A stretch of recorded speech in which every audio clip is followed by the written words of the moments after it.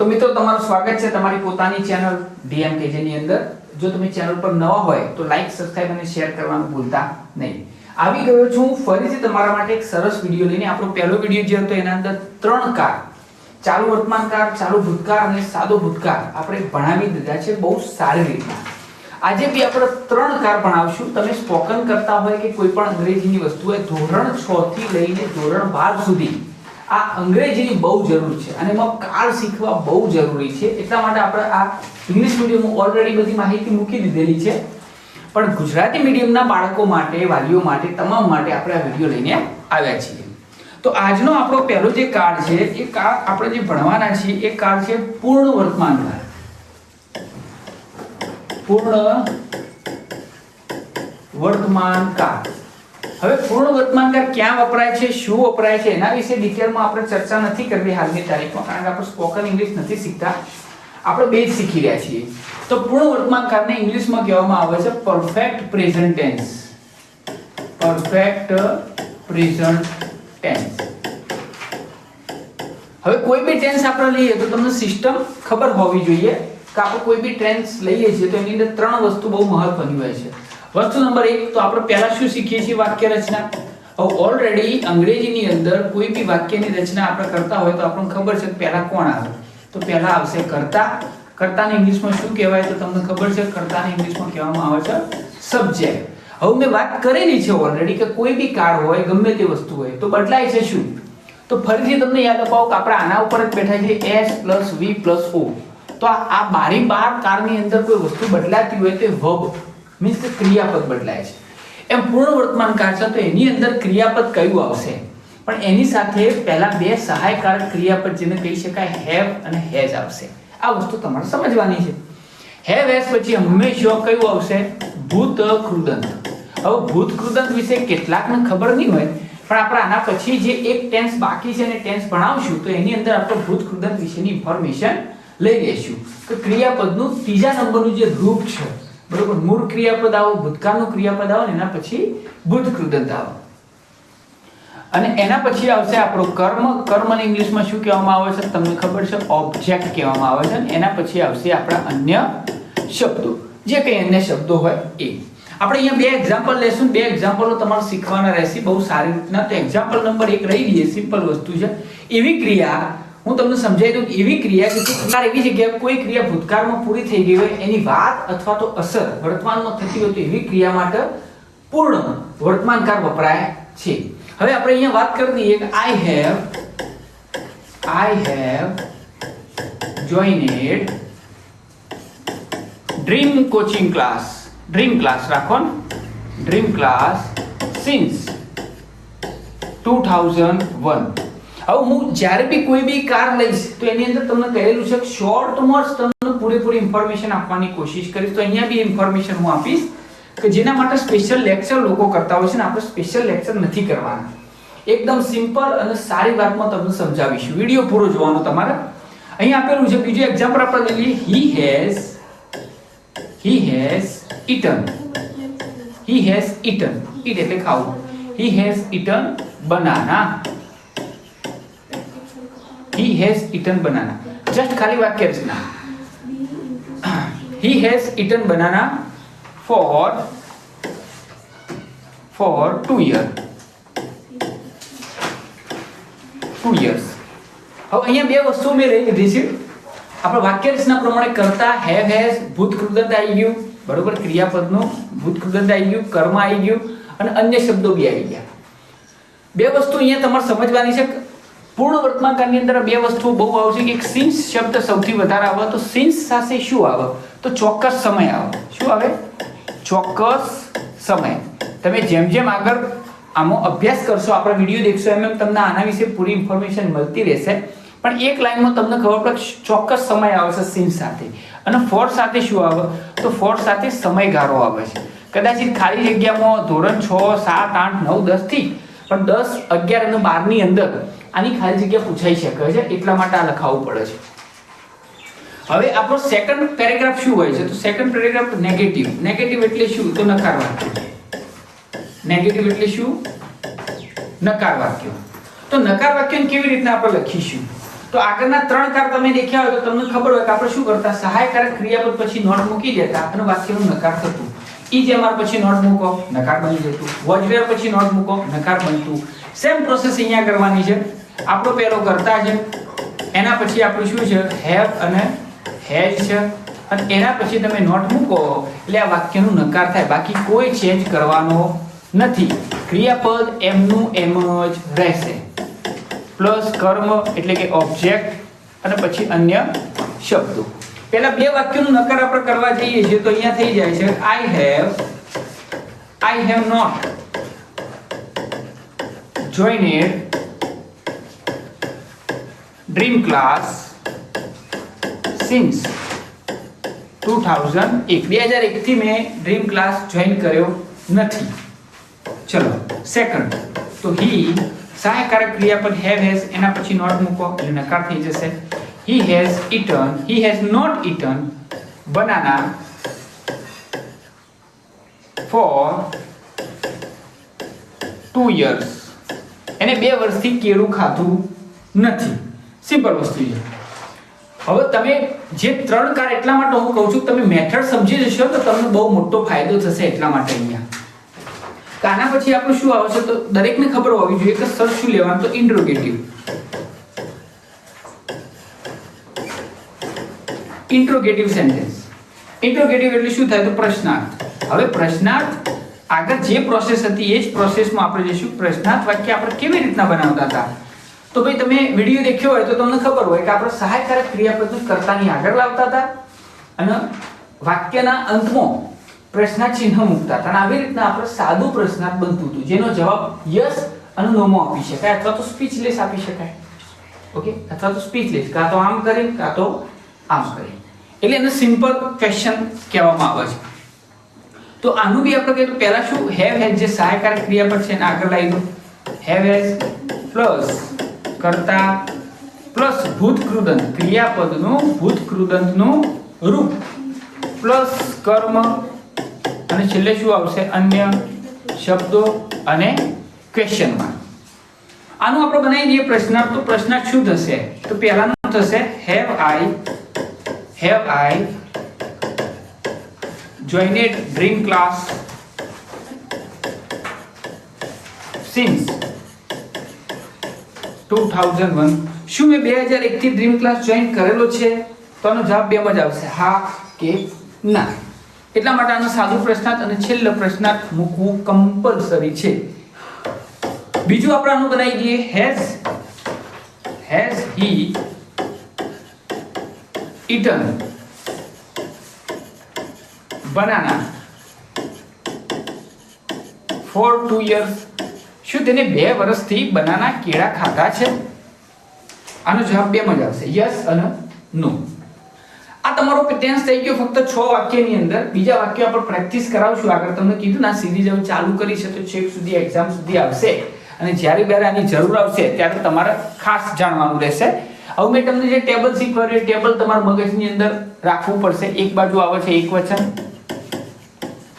અને બીજી બાજુ આવશે બહુવચન. એકવચન ફર્સ્ટ પર્સન પહેલો પુરુષ, સેકન્ડ પર્સન બીજો પુરુષ એન્ડ થર્ડ પર્સન ત્રીજો પુરુષ. આ વસ્તુ તમારે ખાસ શીખવી છે. થોડું અંગ્રેજી ફાવટમાં લાવજો. એકવચનને કહેવામાં આવે છે સિંગ્યુલર અને બહુવચનને કહેવામાં આવે છે પ્લુરલ. તો ફર્સ્ટ પર્સન આઈ સાથે શું આવે તો સાહેબ હેવ આવે. વી સાથે શું આવે તો હેવ આવે. યુ સાથે શું આવશે હેવ. આ બાજુ યુ સાથે શું આવશે હેવ. અહીંયા દે સાથે શું આવશે સાહેબ હેવ. ખાલી ત્રીજો પુરુષ એક વચન જેને કહેવામાં આવે છે ને એટલા માટે બહુ ભારવાચક સમજાવું છું કે સાદા વર્તમાન કાળની અંદર આ ખાસ મહત્વની વસ્તુ થઈ પડશે. એની સાથે શું આવશે હેઝ આવશે. તો આ થઈ ગયો તમારો એક કાર. હવે આપણે જઈએ છીએ બીજા કાર ઉપર. મેં કહ્યું તો 3 કાર પતાવવાની કોશિશ કરી રહ્યો છું હું. તો બીજો કાર કયો તો પૂર્ણ ભૂતકાળ. આવો ને આવો જ કાર છે આપણો. પણ કયો છે પૂર્ણ ભૂતકાળ. પૂર્ણ ભૂતકાળની અંદર બિફોર અને આફ્ટર નો યુઝ આવે છે એ આપણે પછી લેશું. બિફોર આફ્ટર કેવી રીતના વપરાય છે. પણ હાલ પૂર્ણ ભૂતકાળ તમે સમજી લો તો આપણે આગળ જે WH ક્વેશ્ચન ચલાવવું છે કે જે ખરેખર બાળકોને ઇંગ્લિશમાં પ્રશ્નનો જવાબ આપવામાં તકલીફ પડે છે કેવી રીતના લખવું, એના માટે આ બહુ મહત્વનું છે. એટલા માટે આ કાર્ડ આપણે લઈ રહ્યા છીએ. તો પૂર્ણ ભૂતકાળ ક્યાં વપરાય છે એ આપણે ચર્ચા નહીં કરી, પણ પૂર્ણ ભૂતકાળની વાક્ય રચના આપણે લઈ લઈએ. વાક્ય રચના તો સેમ ટુ સેમ વાક્ય રચના છે. કરતા પેલાની અંદર હેવ હેઝ આવતું હતું પૂર્ણ વર્તમાન કાળની અંદર, તો હેવ અને હેઝ એનું ભૂતકાળ શું થાય તો આપણને ખબર હોવી જોઈએ કે સાહેબ હેવ હોય કે હેઝ હોય એનું ભૂતકાળ શું થાય, હેડ થાય. બસ બીજું કોઈ પરિવર્તન લાવવાનું નથી. તો અહીંયા શું આવશે, સહાયકારક ક્રિયાપદ હેડ આવશે, એના પછી ભૂતકૃદંત, એના પછી કર્મ, અને એના પછી શું આવશે, અન્ય શબ્દો. હવે આની અંદર તમારે નકાર બનાવવું છે, તો અહીંના હું લખી દઉં છું નકાર, કારણ કે એ કાર આવડે તો આ કાર તમને સિમ્પલી આવડશે. નકાર બનાવવા શું કરશો સાહેબ, તો આઈ થિંક જેટલા જોઈ રહ્યા છે એમનું ફટ લઈને આવડી જ જશે. તો સહાયકારક ક્રિયાપદ પછી શું મૂકવાનું, નોટ. એક પણ સિસ્ટમ આપણે બદલી નથી. આપણે પહેલા કાળથી જે સિસ્ટમ ભણાવી છે એ જ સિસ્ટમ આપણે ચાલુ રાખી છે, એટલે બધા કાળમાં તમને ખબર પડે. એટલા માટે 3 નો બંચ લીધો છે આપણે. અને છેલ્લે આવશે પ્રશ્નાર્થ. તો પ્રશ્નાર્થ બનાવવા શું કરતા, તો મગજની અંદર રૂલ્સ હોય છે કે સહાયકારક ક્રિયાપદને ક્યાં લાવતા, આગળ લાવતા. તો હેડને આગળ લાવો, બસ. બાકી બધું એમના એમ કરતા પ્લસ ભૂતકૃદંત પ્લસ કર્મ પ્લસ અન્ય શબ્દો, અને એના પછી આવશે પ્રશ્નાર્થ ચિહ્ન. એક વાક્ય આપણે લઈ લઈએ, કારણ કે અહીંયા એકલું હેડ જ છે એટલા માટે. તો એક વાક્ય આપણે લઈ લઈએ, સિમ્પલ વસ્તુ લઈ લઈએ કે Krunal had joined, Krunal had joined DMKJ, Krunal had joined DMKJ. ચલો આટલું જ રાખો આપણે કે કૃણાલે DMKJ જોઈન કરેલી હતી. સિમ્પલ વસ્તુ છે, આનું નકાર બનાવવું છે. Krunal had not joined DMKJ. અને પ્રશ્નાર્થ બનાવવો તો સેમ હેડ ના આગળ લઈ લો, હેડ કૃણાલ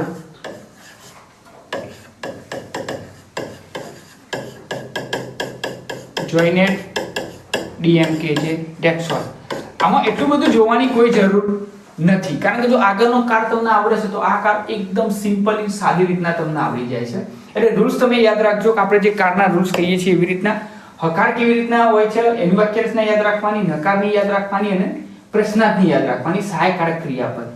બટ અહીંયા આપણે એક કાર એવો લઈ રહ્યા છીએ આજની તારીખમાં જેમાં સહાયકારક ક્રિયાપદ હોય ને આપણે ખુદ લાવવું પડશે.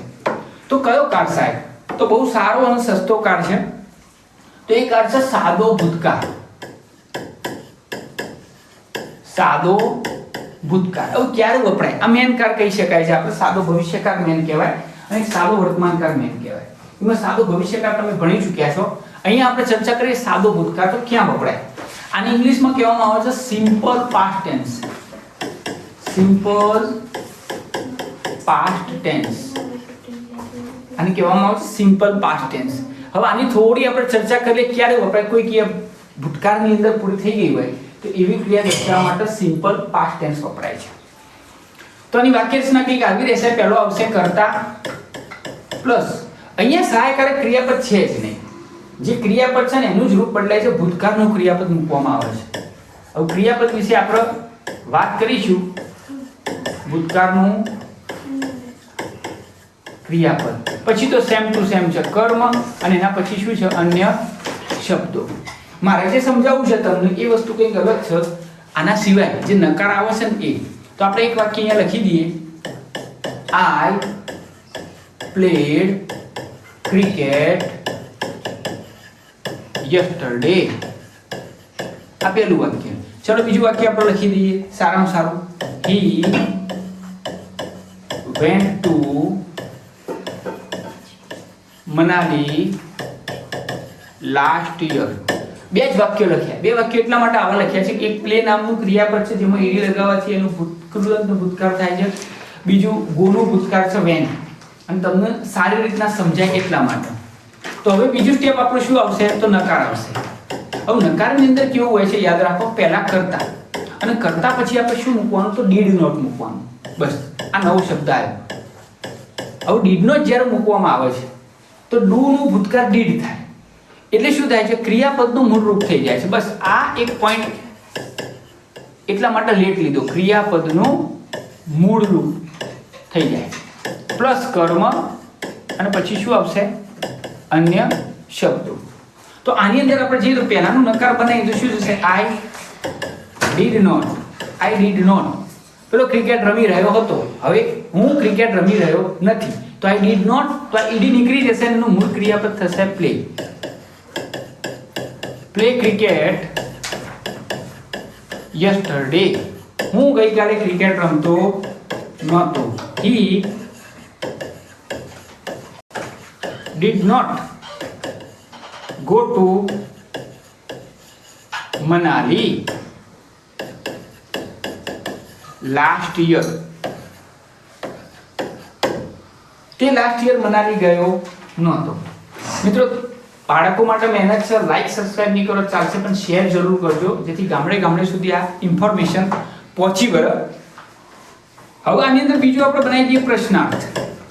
તો પ્રશ્નાર્થ વાક્ય કેવી રીતના બનાવશો તો આવું તો સહાયકારક ક્રિયાપદ અહીંયાથી તમને મળી ગયું, ડીડ મળી ગયું તો એ જ યુઝ કરવાનું છે. તો ડીડને આગળ લાવી દો, ડીડ પ્લસ કરતા અને નિયમ યાદ રાખો જ્યારે વાક્યમાં ડીડ આવે એટલે સમજી લો કે ક્રિયાપદનું મૂળ રૂપ થઈ જાય છે. તો ડીડ પ્લસ કરતા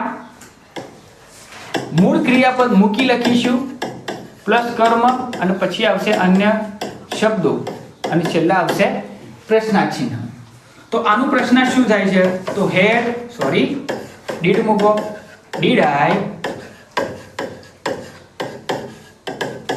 play cricket yesterday, did I play cricket yesterday, શું ગઈકાલે ક્રિકેટ રમતો હતો અને છેલ્લા આવશે did he go to Manali, did he go to Manali last year, શું તે ગયા વર્ષે મનાલી ગયો હતો. બસ તમારે આટલી ઇન્ફોર્મેશન યાદ રાખવાની. જ્યારે વાક્યમાં ડીડ એટલે કે ભૂતકાળની અંદર નકાર અને પ્રશ્નાર્થમાં ક્રિયાપદનું મૂળ રૂપ મૂકવામાં આવે છે. તો આ હતો આપણો 3 ટેન્સનો બીજો ટાયો જે ખરેખર તમને ગમ્યો હશે. 3 ટેન્સનો ટાયો પૂરો કર્યો છે, બીજા 3 આગળના 3 છે ને હજુ એક ટેન્સ આવશે આગળ. તો વિડીયોને લાઈક સબસ્ક્રાઇબ અને શેર કરવાનું ભૂલતા નહીં અને આવા વિડીયો મળતા રહે. ખરેખર શેર વધારે કરજો એટલે ગરીબ બાળકો જે એજ્યુકેશનથી વંચિત છે અમારું મિશન અને અમને થોડો સહકાર આપજો. મળીએ નેક્સ્ટ ભાગ સાથે. હર હર મહાદેવ, ઓમ નમઃ શિવાય.